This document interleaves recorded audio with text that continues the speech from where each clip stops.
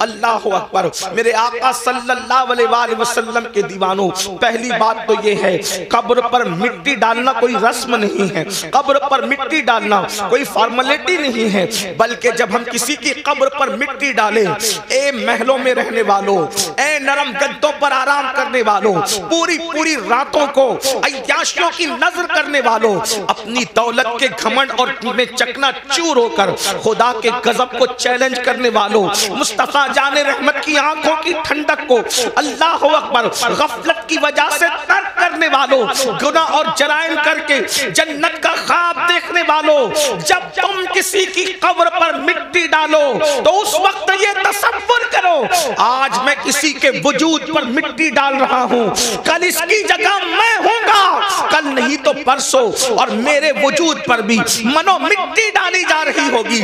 ذرا تصور تو کریں جس کے وجود پر آپ مٹی ڈالتے ہیں، حالانکہ وہ مسنون ہے، اس مومن کا حق ہے، لیکن کبھی ہمارے وجود پر بھی تو مٹی ہوگی۔ وجود پر ننھا سا کوئی دھبا اگر لگ جائے، چاہے پھول کا ہو، چاہے عطر کا ہو، چاہے تیل کا ہو، چاہے سالن کا ہو، کتنا بے چین ہو جاتے ہو۔ پاک دھبا جو ناپاک نہیں ہے وہ دامن پر لگنے سے کتنا بے چین ہوتے ہو کہ یہ دھبا لے کر جلسے میں کیسے جاؤں گا، کوئی صابن سے دھو رہا ہے، کوئی لیمن کا استعمال کر رہا ہے، لیکن اللہ اکبر وجود پر حلال چیزوں کے دھبے سے بے چین ہونے والوں، کبھی گناہ کے دھبے جو اس دل پر لگے ہیں اس سے بھی بے چین ہوئے ہیں، اس سے بھی بے قرار ہوئے ہیں، اس سے بھی مضطرب ہوئے ہیں۔ ممکن ہے کہ جلسوں میں، محفلوں میں، ولیمے کی محفل میں، شادی کی محفل میں، نکاح کی محفل میں یہ دھبا لے کر کے جاؤ تو انسان تمہارا مذاق اڑا سکتا ہے، لیکن دلوں پر کروڑوں جرائم کے دھبے لگا رکھا ہے۔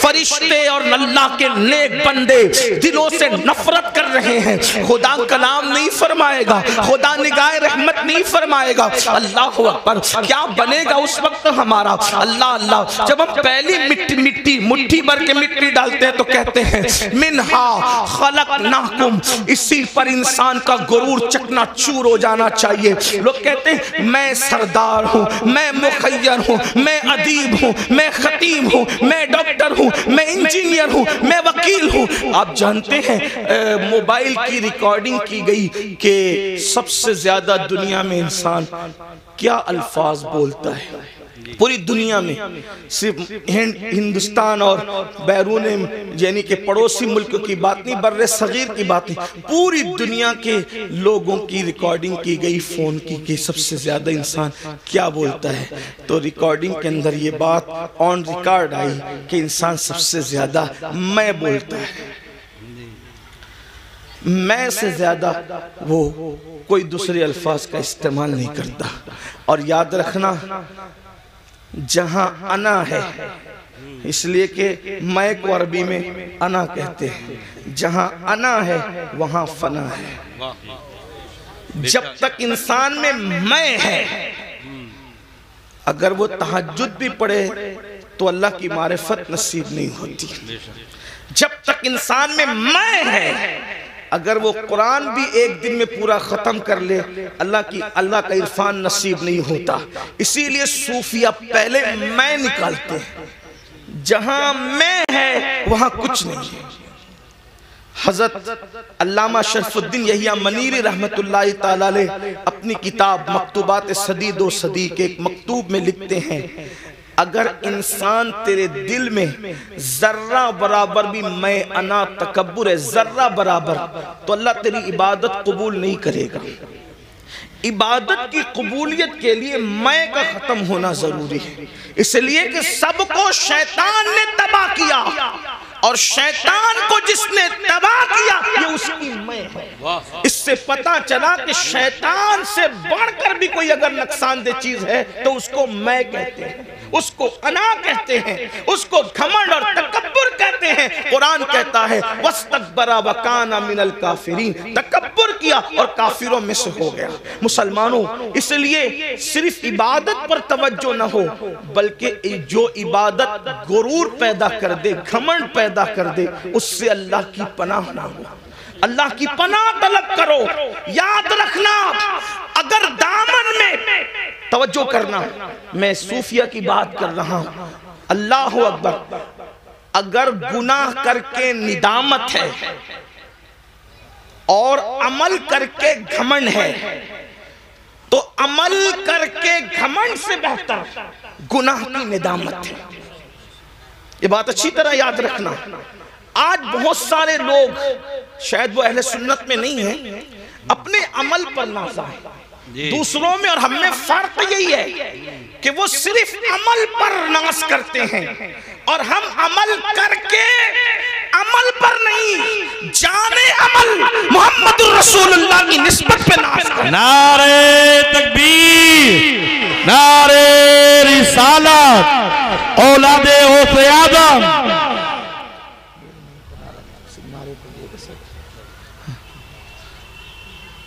تو علامہ شرف الدین یحییٰ منیری فرماتے ہیں کہ جب تک ذرہ برابر تکبر بھی دل میں موجود ہے عبادت قبول نہیں ہوگی. اور اب وہ تکبر کی ڈیفینیشن کہ تکبر ہے یا نہیں، اس کی پہچان بیان کرتے ہیں.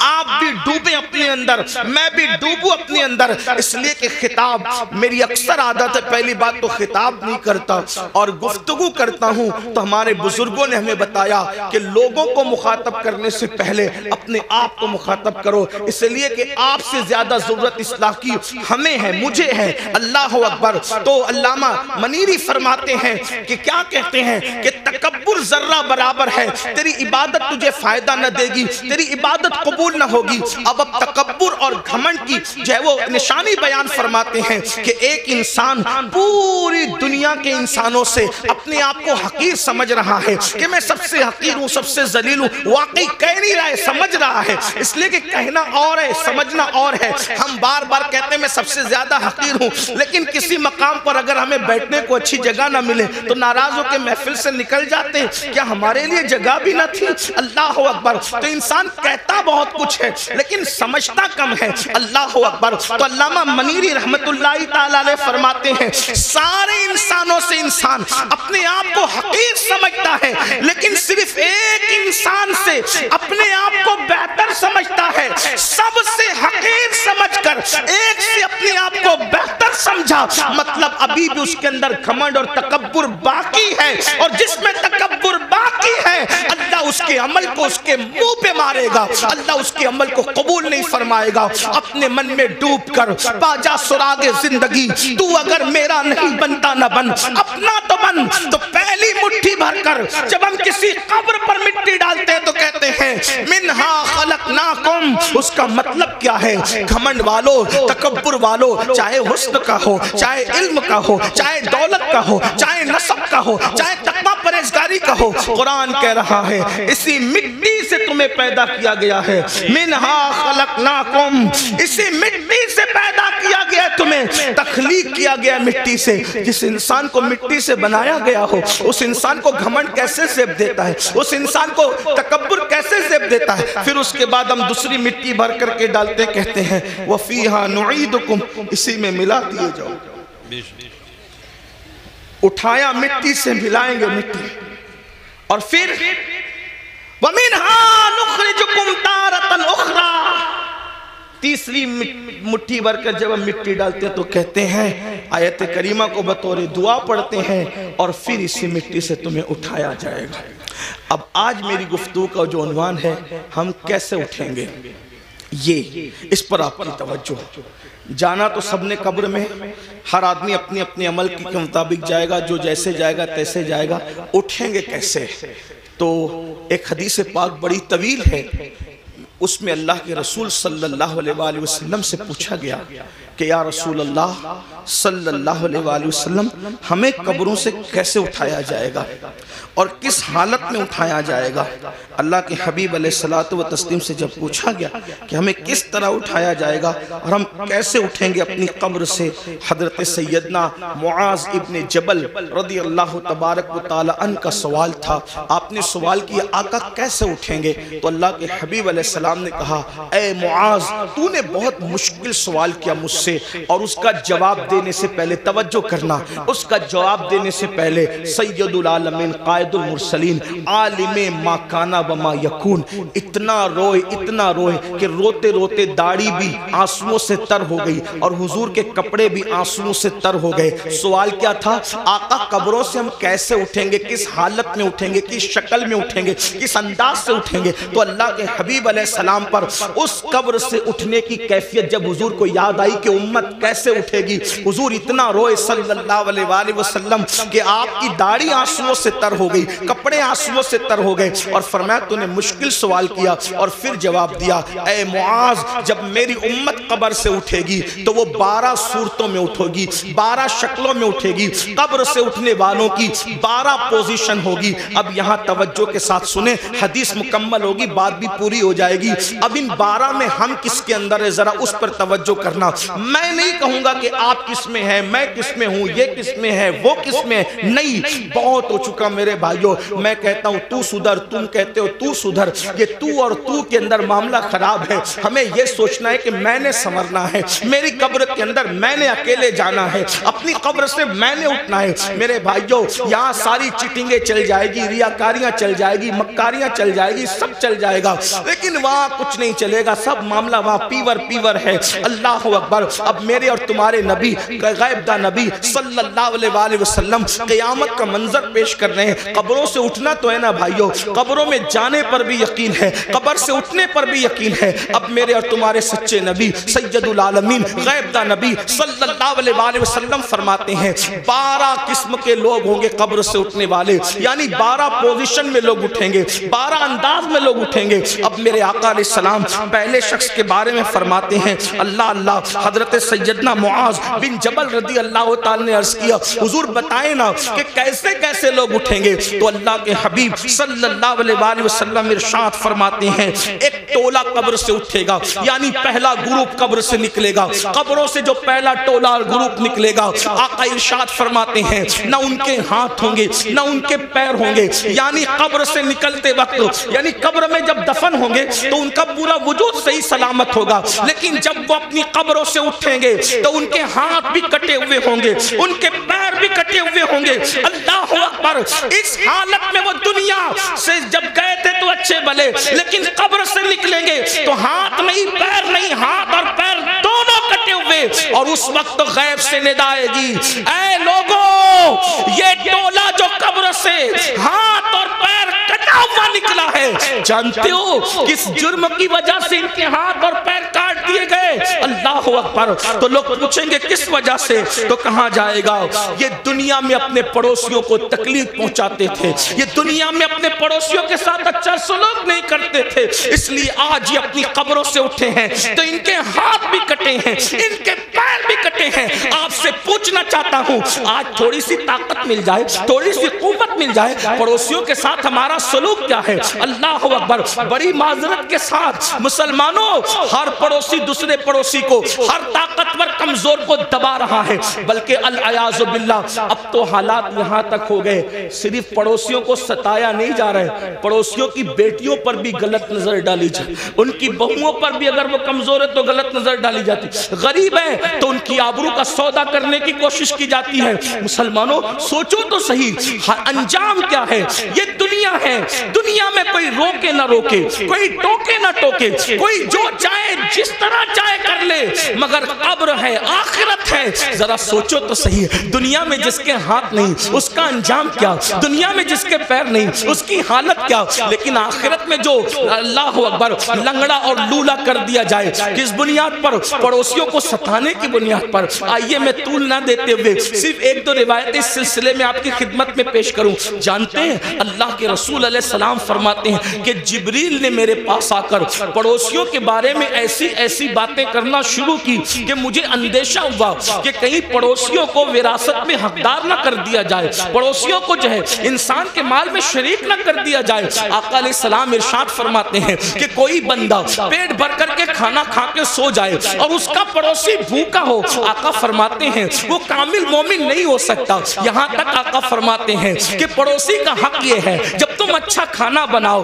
تو تھوڑا سا پانی اپنی ہانڈی میں بڑھا لو تاکہ وہ کھانا تم اپنے پڑوسی کو بھیج سکو۔ آج ہم جلسوں میں، کانفرنسوں میں اور تحریروں میں بڑی درد بھری باتیں کرتے ہیں۔ آج لوگ کیا کہتے ہیں؟ اس کی بیٹی بھاگ رہی ہے، یہ ہو رہا ہے، وہ ہو رہا ہے۔ میں کہتا ہوں سب ہو رہا ہے۔ اگر ہم نے اپنے پڑوسی کا خیال کر لیا ہوتا تو غریب کی بیٹی نہ بھاگتی۔ اور ایک بات آپ کو بتاؤں، کس نے کہہ دیا کہ صرف غریب کی بیٹی بھاگ رہی ہے؟ بڑی معذرت کے ساتھ صرف غریبوں کی نہیں بلکہ مالداروں کی بھی، اور اس کی وجہ صرف غربت نہیں ہے بلکہ اچھے رشتوں کا نہ آنا بھی اس کی وجہ ہے، جہیز کی لعنت بھی اس کی وجہ ہے، ساتھ ہی ساتھ علم کا نہ ہونا بھی اس کی وجہ ہے، ساتھ ہی ساتھ فضول خرچیوں میں ہمارا پڑھ کر کے شادیوں کو مہنگا کرنا بھی اس کی وجہ ہے۔ لیکن بس اتنا عرض کرنا چاہتا ہوں، اپنے پڑوسیوں کا خیال کرو، پڑوسیوں کا لحاظ کرو، اور اگر پڑوسیوں کو ستاؤ گے، ظلم کرو گے تو یاد رکھنا قبر سے بغیر ہاتھ اور بغیر پیر کے اٹھنے کے لیے تیار ہو جاؤ۔ اسی پہ بس نہیں، آقا فرماتے ہیں وہ لنگڑے بھی اٹھیں گے، لولے بھی اٹھیں گے، اور ان کو منہ کے بل گھسیٹتے ہوئے جہنم میں لے جایا جائے گا کہ تم نے پڑوسیوں پہ ظلم کیا تھا۔ ایک بات پڑوسیوں کے متعلق اور رس کروں آپ سے، آج پڑوسیوں کے ساتھ اچھا سلوک ہمارا نہیں۔ کل لوگ جب گھر خریدنے جاتے تھے تو دیکھتے تھے کہ مسلمان رہتا ہے کہ نہیں رہتا ہے پڑوس میں، اور لوگ مسلمان کے پڑوس میں رہنا پسند کرتے تھے، اور آج لوگ مسلم محلے میں رہنا پسند نہیں کرتے۔ کیوں؟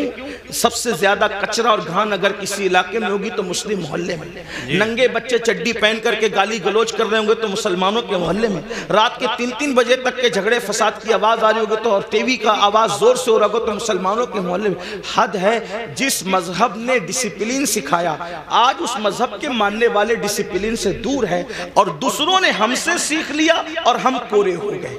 یہ رونا ہے، کوئی ڈسپلین ہماری زندگی میں نہیں۔ مسلمانوں سوچو تو صحیح، ہم کہاں ہیں؟ ہمیں اس سے نکلنا ہے۔ ہمیں اگر ہم دین سیکھنے آئے ہیں جلسوں میں تو مبارکباد کے مستحق ہیں، اور اگر ہم صرف بھیڑ کرنے آئے تو جلسوں کے اندر سیاسی جلسوں میں سر دیکھے جاتے ہیں، مذہبی جلسوں میں سر نہیں دیکھے جاتے۔ یہاں تو بدلنے والوں کی تعداد دیکھی جاتی ہے۔ اگر جلسے انقلاب نہیں پیدا کر رہے، صرف رسومات پر ہیں، تو یہ قیامت کی نشانیوں میں سے ایک نشانی ہے۔ اللہ کے رسول علیہ السلام نے فرمایا قیامت کی نشانیوں میں سے ایک نشانی یہ ہے کہ لوگ دین سننے جمع ہوں گے، دین پر عمل کرنے جمع نہیں ہوں گے۔ اللہ اکبر! جلسے والے بھی خوش، خطیب صاحب بھی خوش کہ کیا ہزاروں کی بھیڑ تھی، لیکن کہتا ہوں یہ قیامت کی نشانی ہے۔ دن اس وقت تک ٹھنڈا نہیں ہوگا ہمارا جب تک کہ جیسے جلسے میں رات کے 3 بجے تک ٹک کر بیٹھتے ہو، اسی تعداد میں جب تک نماز فجر میں نہ آؤ ہمارے کلیجے ٹھنڈے نہیں ہو سکتے۔ اس لیے کہ سروں کو گن کر سیاسی لیڈر تو خوش ہو سکتے ہیں، مذہبی لوگ اس سے خوش نہیں۔ ہاں شکر ضرور ہے کہ آپ آگئے، اللہ کا شکر ہے، شکر کرتے ہیں، لیکن کتنے لوگ عمل کرتے ہیں، کتنے لوگ تبدیل ہوتے ہیں؟ تبدیل ہونے کے لیے سنو، اور آج کے بعد عہد کرو پڑوسیوں کے ساتھ بدسلوکی نہیں ہوگی۔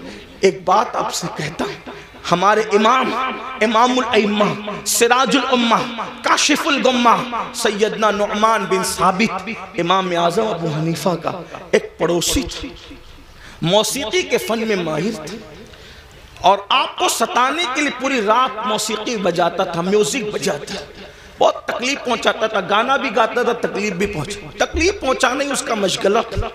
اور ایک بات یہ بھی یاد رکھنا، اگر کوئی پڑوسی آپ کو ستائے آپ صبر کریں، کیونکہ پڑوسی کا حق ہے، آپ صبر کریں، آپ اس پہ ظلم نہ کریں۔ امام اعظم ابو حنیفہ رحمت اللہ تعالیٰ علیہ صبر کرتے تھے۔ ایک دن کسی نے اس کی کمپلین کر دی بادشاہ کی سپاہ کے پاس، بادشاہ کے سپاہی ہے اس کو اٹھا کے لے گئے، اور جب اس کو اٹھا کر کے لے گئے تو امام اعظم ابو حنیفہ نے کسی سے پوچھا آج اس گویے کی آواز نہیں آتی؟ دیکھو ہم تو کبھی برساں برس پڑوسیوں کی خیال ہی نہیں رکھتے، آواز آ رہی کہ نہیں آ رہی، کس حالت میں نہیں ہے، لیکن امام اعظم تھے۔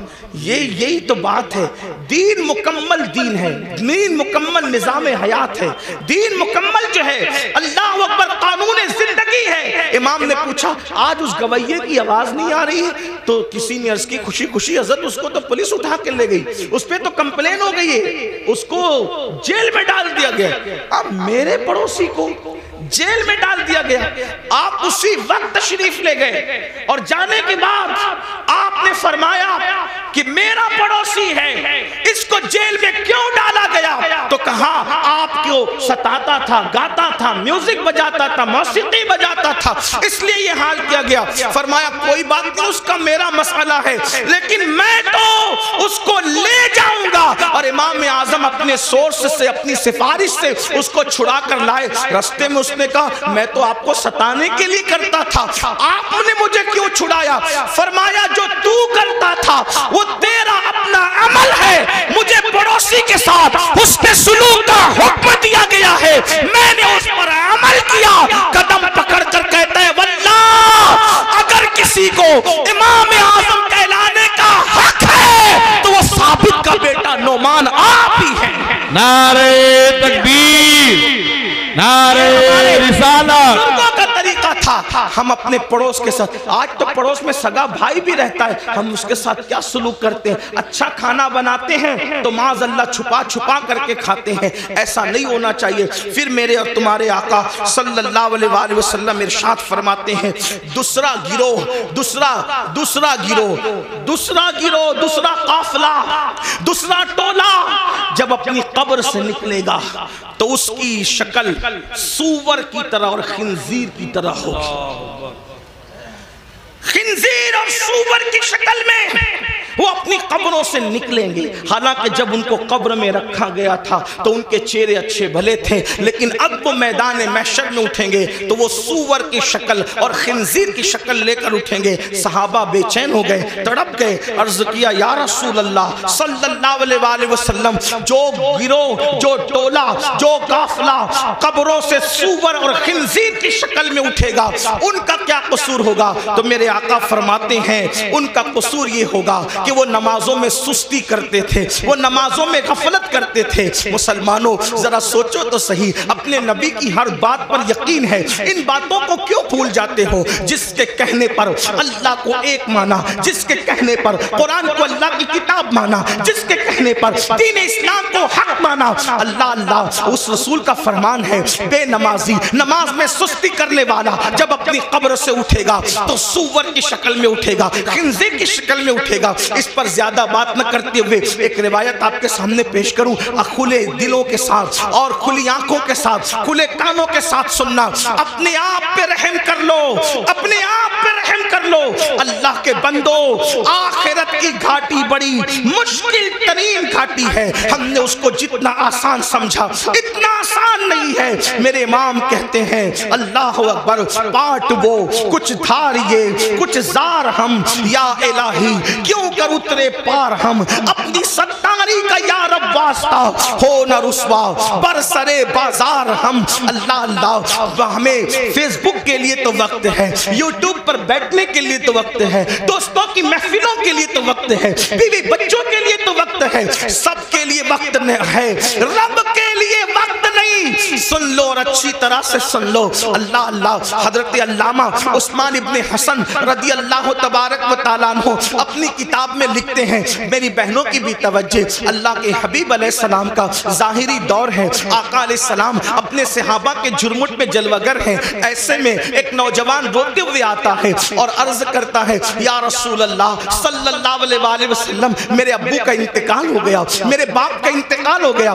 آقا میرا باپ مر چکا ہے، اس کا انتقال ہو چکا ہے، ہم دیہات کے لوگ ہیں، دیہات میں رہنے والے ہیں، آقا نہ اس کو کوئی غسل دینے والا ہے، نہ اس کو کوئی کفن پہنانے والا ہے۔ یا رسول اللہ صلی اللہ علیہ وآلہ वसल्लम, इसलिए मैं रो रहा हूँ। मेरे आका ने फरमाया, ए अबू बकर उठो, ए उमर उठो और दोनों जाओ और जा करके इसके देहात में पहुंचो, इसके गांव में पहुंचो, उसको गुस्ल भी दो, उसको कफन भी पहनाओ। अल्लाह अकबर।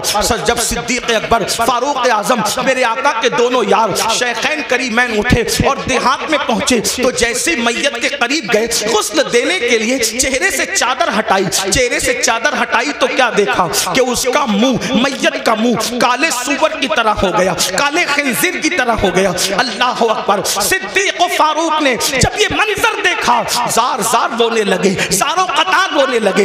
एक कासिद को अल्लाह के रसूल सल्लल्लाहु अलैहि वसल्लम की बारगाह में पेश किया गया, या रसूल अल्लाह, इसका चेहरा तो काले सूअर की तरह, काले खिंजीर की तरह हो गया, इसको कैसे गुस्ल दें, इसको कैसे कफन पहनाए। अल्लाह अकबर। मेरे और तुम्हारे आका सल्लल्लाहु अलैहि वसल्लम खुद तशरीफ लाए चल करके, और जब उसका मुंह काले खिंजीर की तरह देखा हुजूर अलैहि सलाम भी रो पड़े। फिर मेरे आका ने दुआ की और दुआ करने के बाद उसका चेहरा ठीक हो गया। जब चेहरा ठीक हो गया तो फिर गुस्ल दिया गया, कफन पहनाया गया, नमाज़े जनाजा पढ़ी गई। और जब जनाजा मुकम्मल हो गया तो किसी ने धीरे से कहा, पहले तो इसका चेहरा काले सूअर की तरह, काले खिंजीर की तरह हो गया था, अब जरा देखें तो इसका चेहरा कैसा है। जब दोबारा चेहरा देखा गया नमाज़े जनाजा के बाद, जब कफन हटाया गया तो क्या देखा लोगों ने, अब भी उसका चेहरा काले सूअर की तरह, काले खिंजीर की तरह था। सब रो पड़े। सहाबा ने अर्ज किया, हमारे माँ बाप आप पर कुर्बान या रसूल अल्लाह सल्लल्लाहु अलैहि वसल्लम,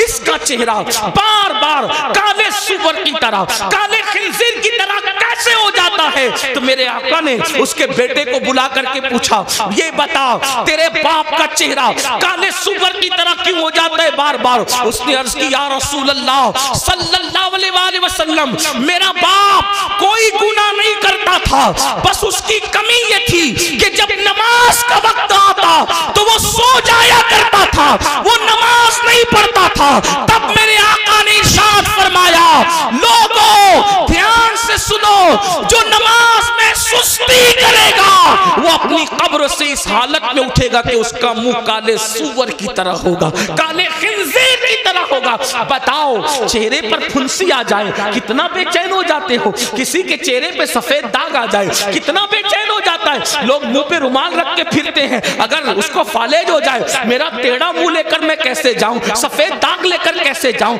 फुंसी लेकर कैसे जाऊं। अपने जैसे इंसानों के सामने जब ये ऐब लेकर नहीं जाते, जिसको डॉक्टर दुरुस्त कर सकता है वो ऐब लेकर नहीं जाते।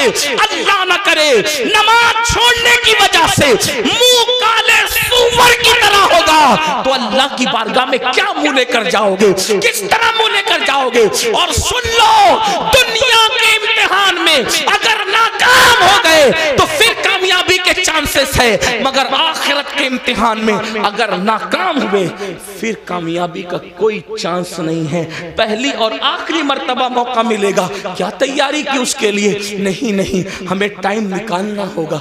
बड़ी माजरत के साथ एक बात और आपसे कहूं, आज मेरी कौम के दिमाग में एक खप्त है, नहीं हम तो गौस पाक के मानने वाले, हम तो गरीब नवाज के मानने, हम तो आला हजरत के मानने, हम तो शाह बरकतुल्लाह के मानने। तो हमें क्या होगा? हमने तो जिना करके भी जन्नत ही मिलनी, हमने तो नमाज छोड़ के भी जन्नत ही मिलनी, हमने तो पूरी जिंदगी कुरान को हाथ नहीं लगाया। तो क्योंकि हम मानने वाले कितने बड़ों के, जितने बड़ों के मानने वाले उनकी बड़ाई में मुझे कोई शक नहीं। लेकिन एक बात जरूर कहता हूं, जब नूह अलैहिस्सलाम का बेटा जहन्नम में जा सकता है जी, सुल्बी बेटा, और कुरान फिर उसका नसब भी काट करके ऐलान करता है, लैसा मिन अहली, कभी आपकी औलाद से न रहा। तो जब सगे बेटे का नसब कट सकता है तो फिर नाम लेवाओं का रिश्ता, निस्बतें क्यों नहीं कट सकती? वो शख्स गौस पाक का कैसे हो सकता है जो नमाज नहीं पढ़ती? क्योंकि गौस पाक कह चुके कि बेनमाजी मरे तो उसे मुसलमान के कब्रिस्तान में दफन मत कर। मैं लोगों को कहता हूं, कुछ लोगों को बुरा भी लगता है, लेकिन मुझे लोगों का ख्याल कम है। हम लोग कादरी बन गए, चिश्ती बन गए, नक्शबंदी बन गए, सहरवर्दी बन गए, مداری بنے، وارسی بنے، برکاتی بنے، رضوی بنے، اشرفی بنے، سب بنے۔ اب سے پوچھتا ہوں، سچ بتانا اپنے ایمان والے دلوں پہ ہاتھ رکھ کے، کیا سچے مسلمان بھی بنے ہم؟ اپنے آپ سے پوچھو آج، سب بنے؟ قادری، چشتی، نقشبندی، ادیب، خطیب، شہیر، یہ وہ مخیر، یہ سب بنے؟ سچے مسلمان بھی بنے؟ آپ کہیں گے تو کیسی بات کرتے آیا ہے، ہم کیا مسلمان نہیں؟ میں نے کہا میں آپ کے اسلام کا منکر نہیں، لیکن پوچھ رہا ہوں کیا سچے مسلمان بھی بنے؟ کہا وہ کیوں؟ میں نے کہا اس لیے کہتا ہوں، اگر پیر ٹوپی دے دے، توجہ کریں، ٹوپی دے دے، کتنا سنبھال کے رکھتے ہو، میرے پیر کی ٹوپی، میرے پیر کا ماما، میرے پیر کا کرتا، میرے پیر کا جبہ، کیوں؟ کس نے دیا؟ پیر نے تحفے میں دیا، اور پیار اس سے کتنا ہے کہ قبر میں بھی لے جاؤں گا۔ میں نے کہا تجھے سلام ہو، اچھا ہے، پیر سے بہت پیار کر، اللہ اس سے زیادہ تجھے برکت دے، لیکن اتنا ضرور تجھ سے پوچھوں گا، سلسلے کی محبت میں تجھے پیر سے اتنا پیار ہے کہ پیر کے دیے ہوئے تحفے کو تو نے سینے سے لگا کے رکھا، کیا تو نے اللہ کے دیے ہوئے تحفے کے ساتھ بھی یہی سلوک کیا؟ جو قدر تجھے پیر کے تحفے کا ہے، جو قدر تجھے استاد کے تحفے کا ہے، کیا اللہ کے تحفے کے ساتھ بھی تو نے ایسا ہی سلوک کیا؟ وہی قدر کی، وہی عزت کی، وہی سینے سے لگا کے رکھا؟ کہا اللہ کا تحفہ کیا ہے؟ میں نے کہا اس کو نماز کہتے ہیں، دیا اللہ نے، اور کن ہاتھوں سے بھیجا؟ کن ہاتھوں سے بھیجا؟ سید المعصومین محمد الرسول اللہ کے ہاتھوں سے بھیجا۔ جس قوم کو پیر کے تحفے کی قدر ہو اور اللہ کے تحفے کی کوئی قدر نہ ہو، تو پھر وہ قوم سچی مومن کیسے ہو سکتی، کامل مومن کیسے ہو سکتی ہے؟ غور کیجئے، دھیان دیجئے اور سن لو، کسی اور کی نگاہ میں مسلمان بننے والا جنت میں نہیں جائے گا، جنت میں اسی نے جانا ہے جو خدا و رسول کی نظر میں مسلمان ہے۔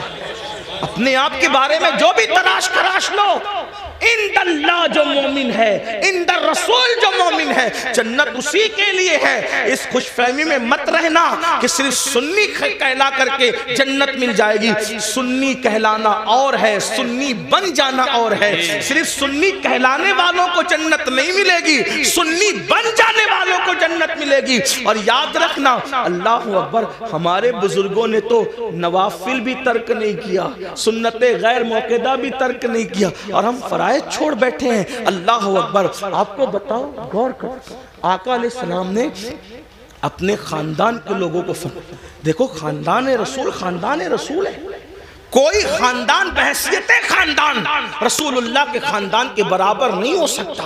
حضور سیدی اشرفی میاں رحمت اللہ تعالیٰ علیہ اکثر ایک شعر کہا کرتے تھے، کہتے تھے کوئی ہو متقی و عالم و زاہد زمانے میں مگر آل محمد کے برابر ہو نہیں سکتا۔ آپ فرمایا کرتے ہو، توجہ فرمائے، خاندان نبوت ہے، اور امام اہل سنت نبی کے خاندان کے بارے میں کہتے ہیں، آب تطہیر سے جس میں پودے جمے، اس ریاض نجابت پہ لاکھوں سلام، خون خیر الرسل سے ہیں جن کا خمیر ان کی بیلوس طینت پہ لاکھوں سلام۔ رسول اللہ کے خون سے جن کا خمیر بنا ہے، آب تطہیر سے جس میں پودے جمے، وہ نبی کا خاندان۔ توجہ کریں، اس خاندان رسالت کو رسالت ماں نے فرمایا، اے بنو ہاشم عمل کرنا، عمل۔ توجہ کریں، اللہ کے رسول اپنے خاندان کے لوگوں کو کہہ رہے ہیں عمل کرنا، عمل۔ کہیں ایسا نہ ہو کہ لوگ عمل لائیں اور تم صرف نسب لاؤ۔ پھر آقا نے فرمایا، اے بنو ہاشم، جس کو عمل نے پیچھے کر دیا اس کو نسب کبھی آگے نہیں کر سکتا، اس لیے عمل کرنا۔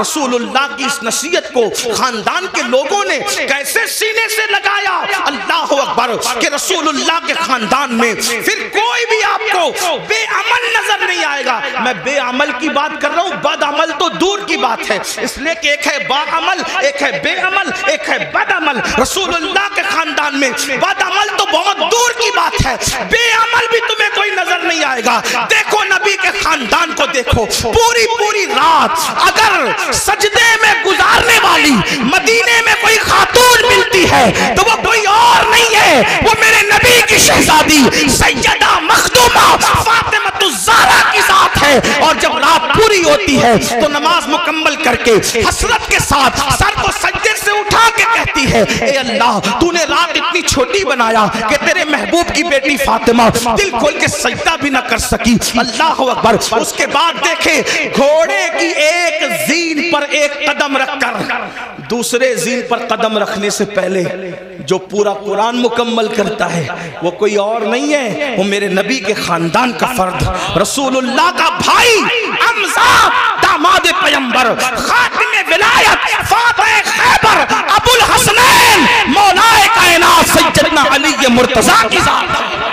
کسی نے قرآن اس طرح پڑھا, بابا قرآن پڑھتے ہیں گھوڑے کی سین پر ایک قدم رکھ کر دوسرا قدم رکھنے سے پہلے, اور شہزادوں کی کیا شان ہے, سر کٹنے کے بعد جو نیزے پہ قرآن پڑھتے ہیں وہ کسی اور خاندان کا فرد نہیں, وہ میرے نبی کا نواسا سیدنا امام حسین کی ذات ہے, امام علی مکان کی ذات ہے. محراب میں, منبر پہ, مسجدوں میں آپ نے ہر خاندان والے سے قرآن سنا, لیکن نیزے پہ جس نے قرآن پڑھا وہ صرف میرے نبی کا خاندان تھا.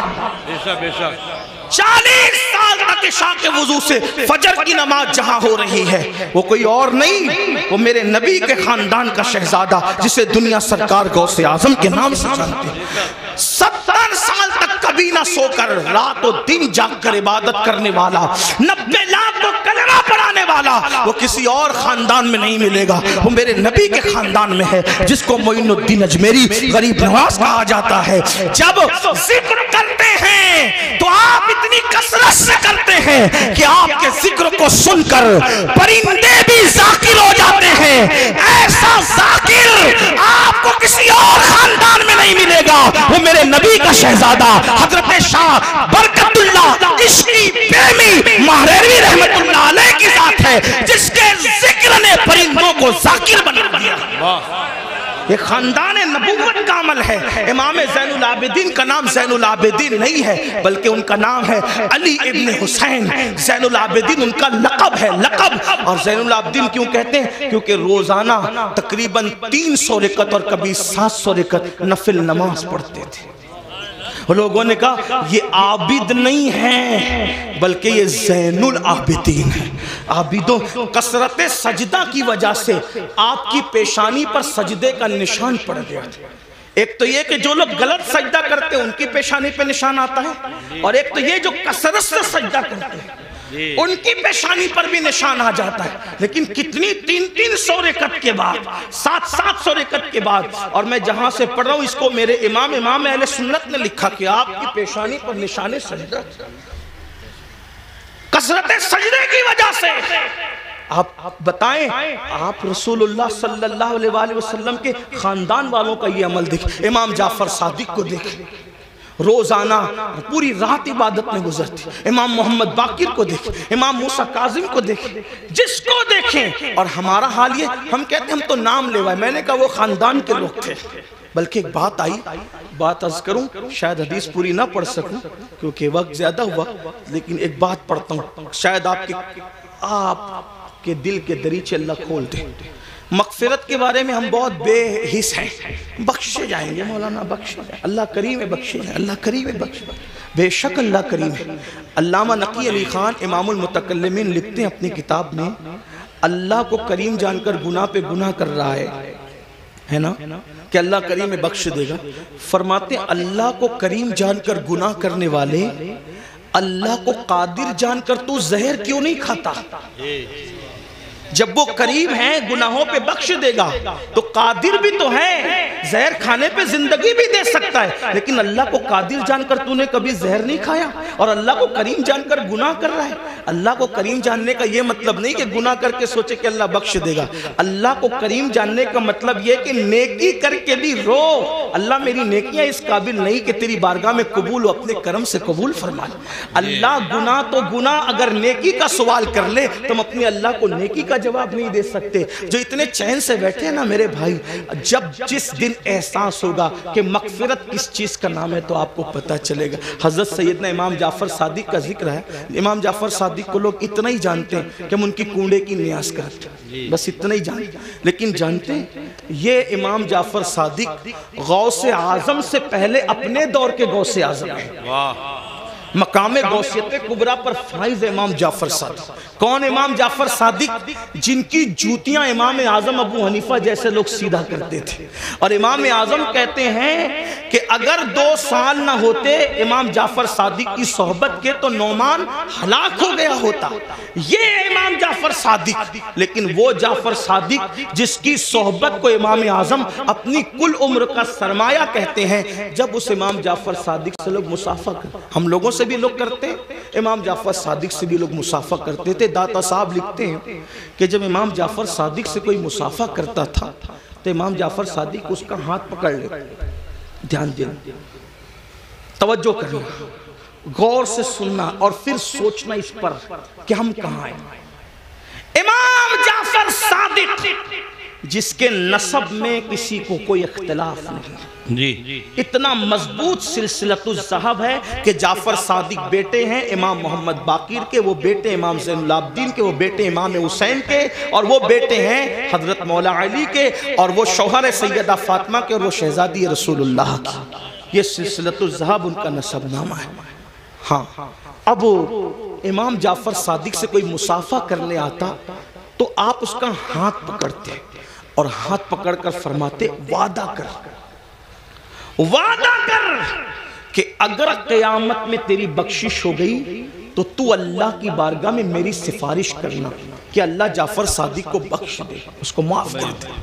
توجہ کریں، اگر اس اسٹیج پر یہ جو بڑے بڑے علماء مفتیان کرام سادات کرام بیٹھے ہیں، مفتی آفاق صاحب کے صاحبزادے ہیں اور بھی علماء ہیں، اگر کوئی کسی عام آدمی کا ہاتھ پکڑ کے کہے کہ اگر تیری بخشش ہو گئی تو میری سفارش کر دینا، مغفرت میری کروا دینا، تو وہ کہے گا کہ حضرت یہ کیسی بات کر رہے ہیں آپ لوگ اللہ والے لوگ ہیں، ہم عوام میں سے ہیں، ہماری نہ غسل ہے صحیح ہے، نہ ہماری طہارتیں صحیح ہے، نہ ہمیں نماز پڑھنے کا طریقہ آتا ہے، آپ ایسی کیسی بات کر رہے ہیں۔ اب جب یہ منبر پہ بیٹھے ہوئے اللہ والے کسی سے یہ بات کریں تو تعجب ہوگا، چہ جائے کہ امام جعفر صادق ایسا سید جس کی غلامی امام اعظم جیسے لوگ کریں، وہ جو ہے علم کے معاملے میں ان جیسا ان کے دور میں کوئی نہیں تھا، تقوی کے معاملے میں ان جیسا کوئی متقی نہیں تھا، عبادت کے معاملے میں ان جیسا کوئی عابد ان کے دور میں نہیں تھا، اور وہ لوگوں کا ہاتھ پکڑ کے کہتے وعدہ کرو کہ اگر تمہاری بخشش ہو گئی تو تم میری سفارش کرنا، میری مغفرت کروانا، میری سفارش کرنا، شفاعت کرنا۔ اور لوگ پلٹ کے کہتے امام آپ تو سید ہیں، سید آپ تو سید آل رسول ہیں، ہم آپ کی کیا سفارش کریں گے، آپ کے نانا شفیع المذنبین ہیں۔ تو امام جعفر صادق روتے ہوئے جواب دیتے رونا تو یہی ہے کہ ہم سید ہیں۔ توجہ کریں، کہتے رونا تو یہی ہے کہ ہم سید ہیں، کیونکہ ہم اس بات سے ڈرتے ہیں کہ ہمارے نانا کو ہم منہ کیا دکھائیں گے، نانا کو منہ دکھانے کی ہمت نہیں ہے قیامت کے دن۔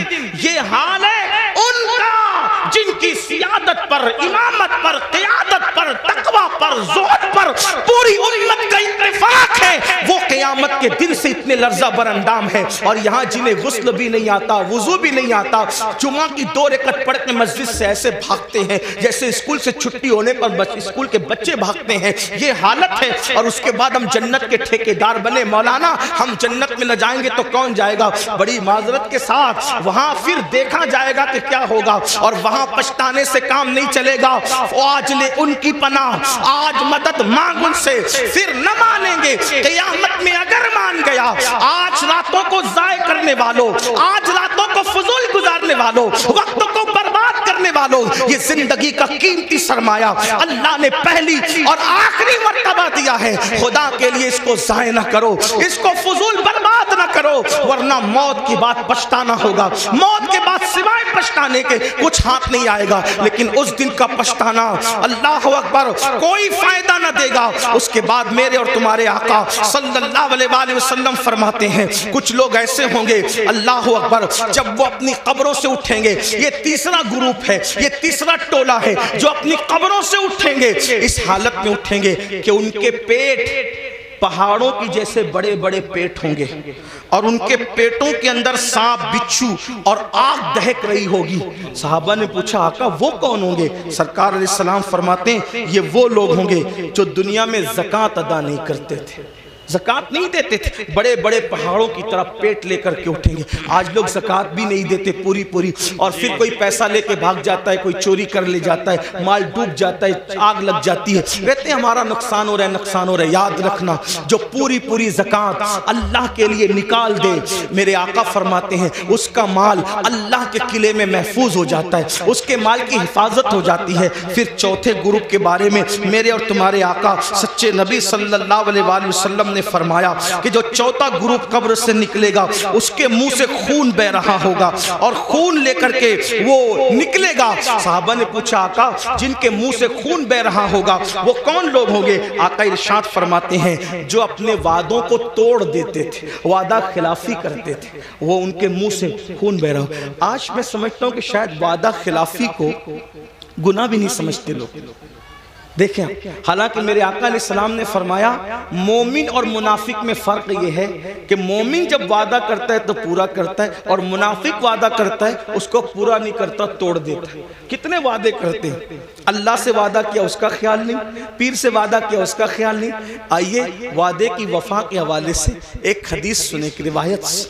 اللہ اکبر۔ ابھی اعلان نبوت نہیں ہوا، اعلان نبوت سے پہلے اللہ کے رسول علیہ الصلوۃ والتسلیم بازار گئے۔ بازار جانے کے بعد اللہ کے حبیب علیہ السلام کو ایک شخص نے کہا یہاں رکو میں ابھی آتا ہوں۔ اس نے کہا رکو ابھی آتا ہوں، اور آقا نے اس سے وعدہ کر لیا ٹھیک ہے جب تک تم نہیں آؤ گے میں یہیں ٹھہروں گا، یہیں رکوں گا۔ اور اس کے بعد وہ شخص گیا اور جا کر کے بھول گیا کہ میں کسی سے وعدہ کر کے آیا ہوں یا وعدہ لے کر آیا ہوں کہ میں ابھی آتا ہوں، اور اس نے وعدہ کر لیا کہ ٹھیک ہے تمہارے آنے تک میں رکوں گا۔ پھر کیا ہوا؟ 3 دن گزر گئے۔ 3 دن کے بعد جب وہ شخص آیا تو اللہ کے رسول وہیں پر موجود تھے۔ اس نے پوچھا آپ یہاں؟ فرمایا تم سے میں نے وعدہ کیا تھا کہ جب تک تم نہیں آؤ گے میں یہیں رکا رہوں گا، اسی لیے میں یہاں رکا رہا۔ اور پھر میرے آقا نے نہ اس سے لڑائی کی، نہ جھگڑا کیا، نہ اس کو ڈانٹا، بلکہ صرف ایک جملہ کہا اے شخص تو نے مجھے مشقت میں مبتلا کر دیا، تو نے مجھے تکلیف میں مبتلا کر دیا۔ یہ اعلان نبوت سے پہلے کا وعدے کا وفا کرنا تھا۔ جب میرے آقا نے نبوت کا اعلان کیا تو یہی واقعہ اس شخص کے ایمان لانے کا سبب بن گیا کہ جو شخص انسان سے کیا ہوا وعدہ اس کے ساتھ بے وفائی نہیں کرتا وہ جھوٹا نہیں ہو سکتا، وہ سچا ہے۔ تو جو وعدے کے خلاف کرے، آج تو یہ بھی ہوتا ہے کہ کسی لڑکی سے پیار کی بات کی، محبت کی بات کی، افیئر کی بات کی، رشتے کی بات کی، اور پھر کہا تیرے ساتھ شادی کریں گے، اور پھر شادی کے نام پہ اس کا شباب لوٹ لیا، اس کے ساتھ زنا کر لیا، اس کے ساتھ ساری رنگریلیاں منا لی، سارا کھیل کود کر لیا، اور اس کے بعد کہا اب تیرے ساتھ شادی نہیں کریں گے کیونکہ تو اس قابل نہیں ہے، تیرے اندر یہ عیب ہے، یہ عیب ہے، یہ عیب ہے۔ یاد رکھنا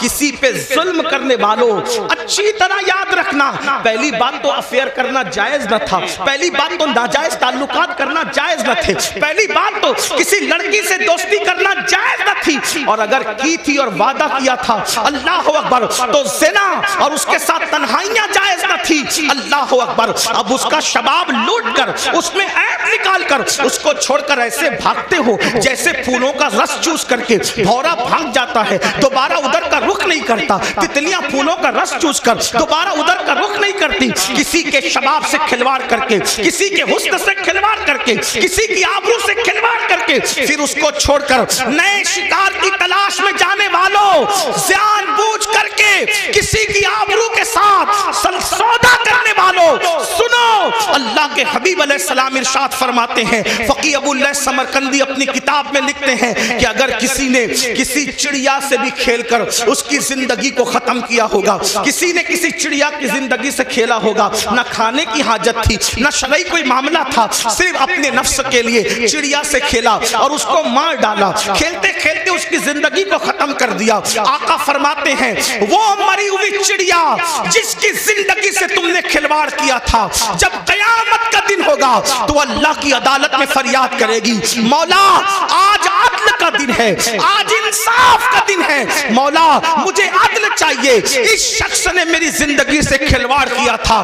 آقا فرماتے ہیں اس ننھی سی چڑیا کی شکایت بجلی کی گھن گرج کی طرح ہوگی. جیسے بجلی کڑکتی ہے ویسے ننھی سی چڑیا کی آواز میں گھن گرج ہوگی, اور جس کی شکایت چڑیا کر رہی ہوگی اس کا حال یہ ہوگا وہ پہاڑوں جیسی نیکیاں لے کر آئے گا. اللہ ارشاد فرمائے گا آج عدل کا دن ہے, آج انصاف کا دن ہے. اور پھر میرا اللہ فرمائے گا جس نے چڑیا کی زندگی سے کھلواڑ کیا آج اس کی نیکیاں نہیں دیکھی جائے گی, اس کو منہ کے بل گھسیٹتے ہوئے جہنم میں ڈال دیا جائے.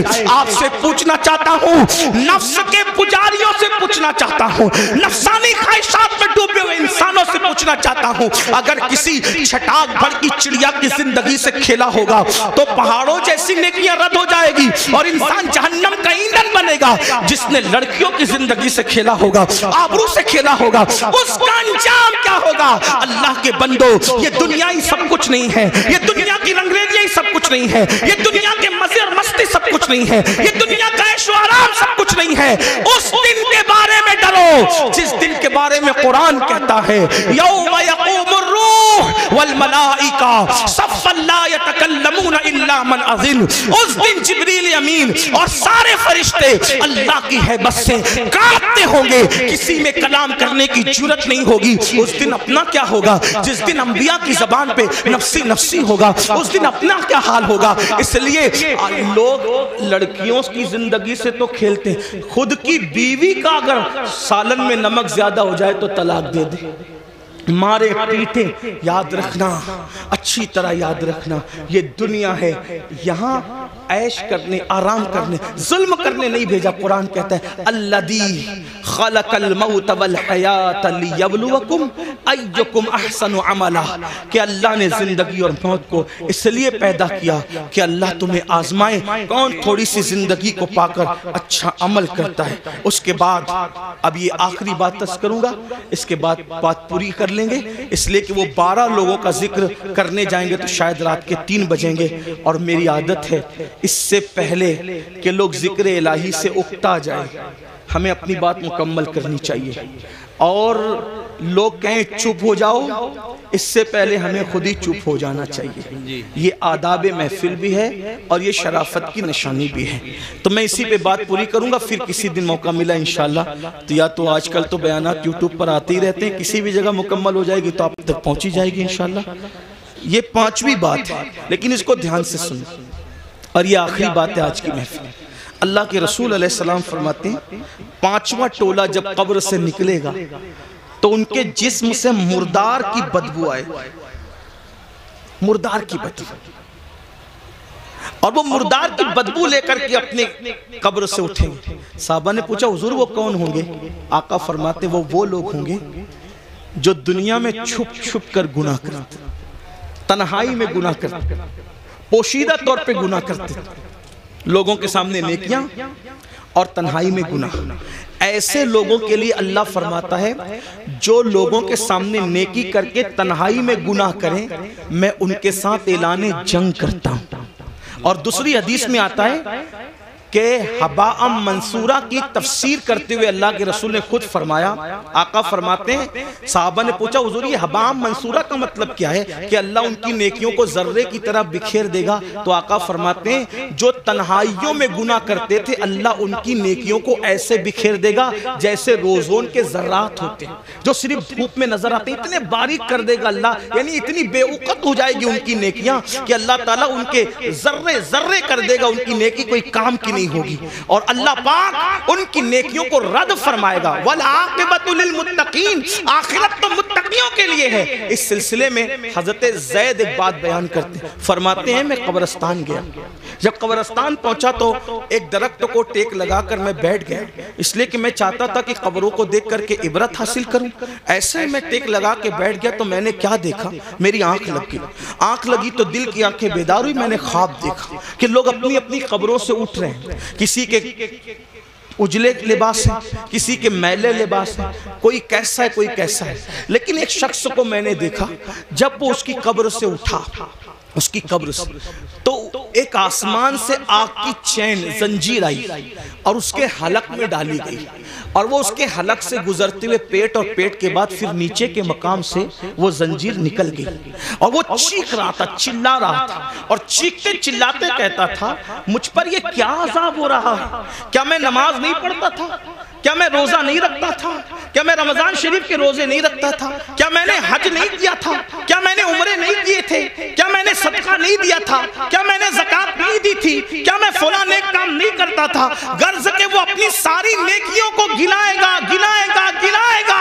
اس کا مطلب وہ گنہگار نہیں تھا، وہ نیکوکار تھا، اس لیے وہ وہاں بھی نیکیوں کو گنائے گا۔ حضرت زید کہتے ہیں جب وہ اپنی نیکیوں کو گنا رہا تھا تو غیب سے آواز آئی، بندے تو ساری نیکیاں کرتا تھا، لیکن جب تو اکیلے میں اور تنہائی میں ہوتا تھا تب تو گناہ کرتا تھا، اللہ سے نہیں ڈرتا تھا۔ تو جس نے تنہائی کے اندر گناہ کیا اللہ نے اس کی نیکیوں کو ضائع کر دیا۔ آپ سے پوچھتا ہوں اللہ کے بندو، نرم نرم گدوں پہ لیٹ کر رات کی تنہائیوں میں چار دیواری میں کیا دیکھتے ہو؟ کون کیا دیکھتا ہے مجھے نہیں پتا، لیکن اپنے آپ میں ڈوب کر کے سوچو، وہ گندی فلمیں، وہ گندے مناظر، وہ گندی تصویریں رند کی رند رہے، ہاتھ سے جنت نہ گئی۔ جو تنہائیوں میں گناہ کرتے ہیں اور لوگوں کے سامنے نیکیاں کرتے ہیں، قبروں سے اٹھیں گے تو ان کے بدن سے مردار کی بدبو ہوگی۔ اللہ ان کے ساتھ اعلان جنگ کرتا ہے، ان کی نیکیوں کو ریت کے ذروں کی طرح بکھیر دیا جائے گا۔ اپنے آپ پہ رحم کرو میرے بھائیوں،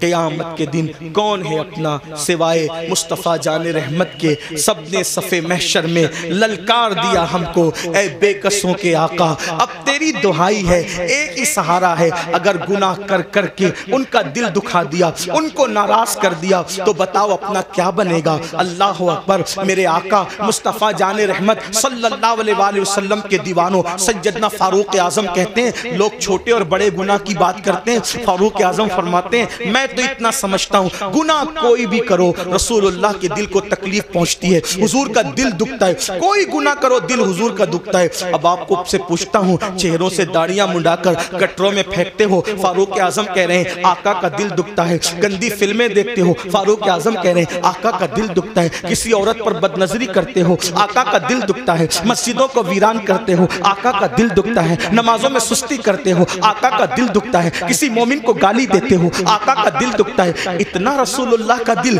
قبر انور میں دکھاؤ گے اور اس کے بعد میدان محشر میں جب شفاعت کی بھیک لینے کے لیے ان کی بارگاہ میں پہنچو گے، اللہ نہ کرے اگر انہوں نے منہ پھیر لیا اور منہ پھیر کر کے یہ کہا او منافق جھوٹے، مجھ سے عشق کا دعویٰ کرتا تھا اور میرے دل کو چھلنی چھلنی کرتا تھا، میرے دل کو دکھاتا تھا، میرے دل کو تکلیف پہنچاتا تھا۔ بتاؤ بھائیو، جب سب نے للکار دیا ہوگا تو اسی آمنہ کے لال کا سہارا ہوگا، میرے آقا علیہ الصلوۃ والتسلیم کی شفاعت ہوگی۔ اگر وہ بھی منہ پھیر لیں، حالانکہ ان کے کرم سے ایسی امید نہیں ہے، لیکن ان کی مزاج کی نزاکت بے چین بھی کرتی ہے۔ حضرت جگر مراد آبادی نے کہا تھا کہ اس امت آسی سے نہ منہ پھیر خدایا، نازک ہے بہت غیرت سلطان مدینہ۔ میرے آقا کی غیرت بہت نازک ہے، کتنی نازک ہے اتنا اندازہ کر لے۔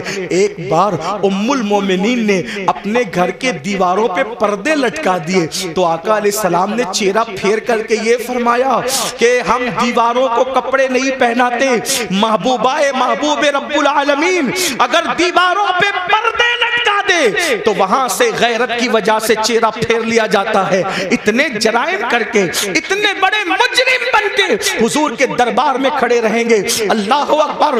اگر ان کی غیرت کی نزاکت نے منہ پھیر لیا، کہاں جاؤ گے؟ کس کے پاس جاؤ گے؟ کس کے دروازے پہ دستک دو گے؟ اس لیے آج ان کو مناؤ، آج ان کو راضی کرو، آج ان کی بارگاہ میں معافی مانگو، ان کے وسیلے سے اللہ کی بارگاہ میں توبہ کرو تاکہ دنیا بھی سنور جائے، آخرت بھی سنور جائے۔ اللہ پاک کی بارگاہ میں دعا ہے کہ میرا اللہ سب سے پہلے مجھے اور آپ سب کو عمل کی توفیق عطا فرمائے۔